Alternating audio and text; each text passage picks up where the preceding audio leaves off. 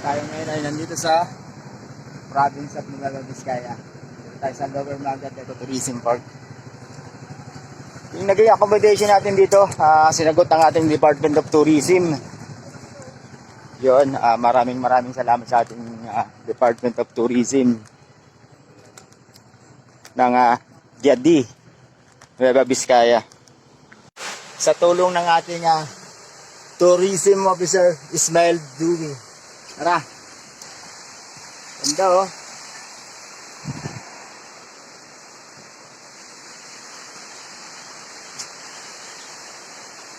Ganda di ba?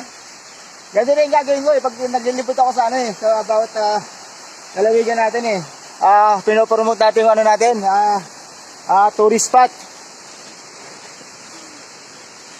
Maganda yung naging pag-welcome sa atin ng ng lalawigan ng Nueva Vizcaya.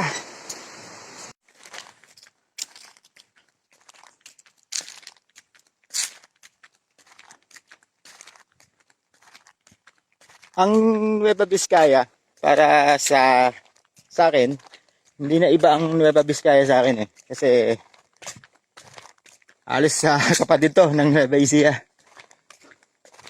At may yung family namin sa father side ko, kilala rin ang isa sa mga dating namuno rito sa atin lalawigan, yung dating ama ng bayan natin, si late Gov Carlos Padilla. Family friend namin yan. Kaya itong Vizcaya hindi na iba sa atin.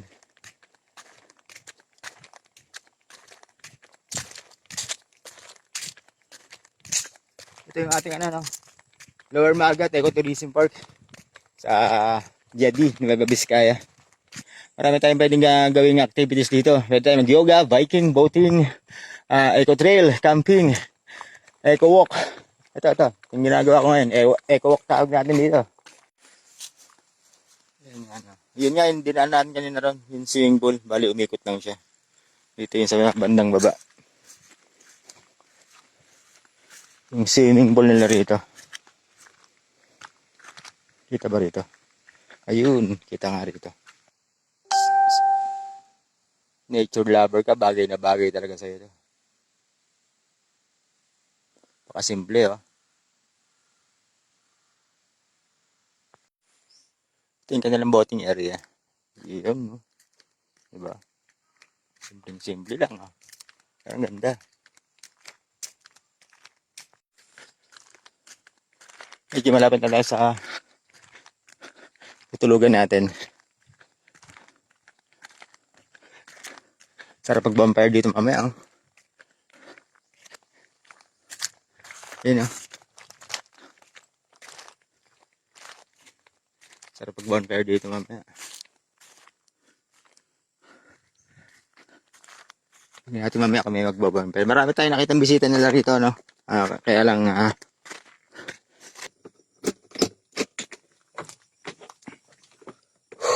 yun diba? O ganito lang tutulugan natin kasimple may init ang pakas tayo ng fan. May pan siya. Yun, simple nga. Ayos CR pala to. Nagulat ako din Kala ko CR to. Lupit. Ito lang, maliit lang siya Pero ayos na rin para makaka-pahinga tayo ng maayos. Ayun, magandang araw sa atin lahat. Cut ko na.